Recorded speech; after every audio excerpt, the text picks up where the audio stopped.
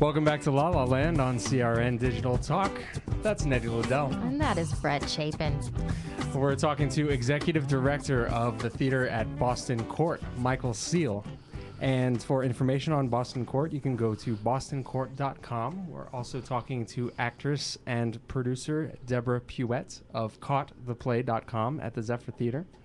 If you have any questions for either of them, go ahead and give us a call at 1-800-336-2225.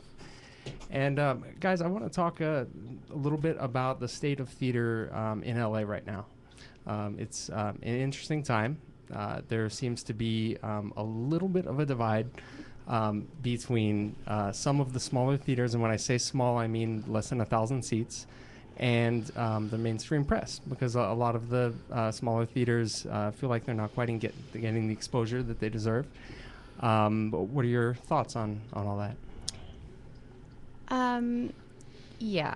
So here's the thing. It's an interesting and sensitive subject. I understand. No, it is, and I get that. I get that newspapers are struggling. I get that there's a bottom line, but what I don't quite understand, can't wrap my head around, is this lack of attention to new works, new artists, or just people who aren't in the public awareness. This lack of wanting to bring them to people's awareness, because if newspapers, if media is meant to serve the community, and they're not sharing with the community the amazing things that are happening in our theater scene, in the small theaters, then they're underserving their community. And you know, I if anybody's like read my blog or followed me on Twitter or anything, they're going to hear this. Where can we read your blog? Oh, it's at deborahpuette.blogspot.com. And this will be repeat information, but I come from, and I'm not holding Chicago up as the model for us, but it's an example.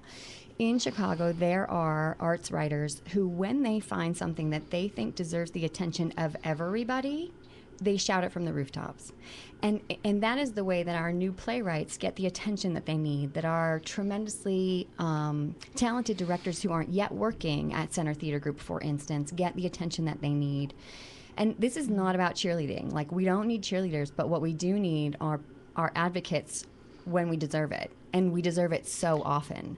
You know, Tom Jacobson, who's a playwright that's produced at the Boston Court, that there has not yet been an enormous feature on this man in the LA Times is beyond me. I don't understand that, because his work deserves it, and everyone should know about him so they have the opportunity to see his work. So that's where I feel like the divide is happening. And it's, you know, our less, I don't know how you divide up the press between more mainstream, less mainstream. Like, what is the LA Weekly? What is the LA Times? But the Weekly, for instance, Stephen Lee Morris does a tremendous job of exactly what I'm saying. But is he reaching the community at large with the Weekly? I don't know. Yeah, it's tough, because, you know, Stephen Lee Morris is no longer the full-time theater critic. I mean, he is doing what he's doing really out of the goodness of his heart, because, you know, corporate that is no longer even in Los Angeles for the LA Weekly eliminated that position a couple of years ago. So it's tough, and I think that we all need to keep trying to hold them accountable and get them to at least feature those new artists, those people who are actually making a difference in LA theater. I don't think that they're ever going to be, because of financial restrictions and like that they're ever going to need to review every play that gets put up. I don't even think that's what it's about. But they do need to support the theater and the theater community, and not just at the times when the TV or film star is starring in a production on a stage, and generally those tend to happen on the larger stages. Yes, so, please, but that's when they do, you know, present. But they like you said, I actually think they do need to cheerlead. They need to find those artists that are making a difference, and really support those and make people aware. You're right. But I also think as a community, we need to find other outlets to do that ourselves. Yeah. And you know, new media is a way.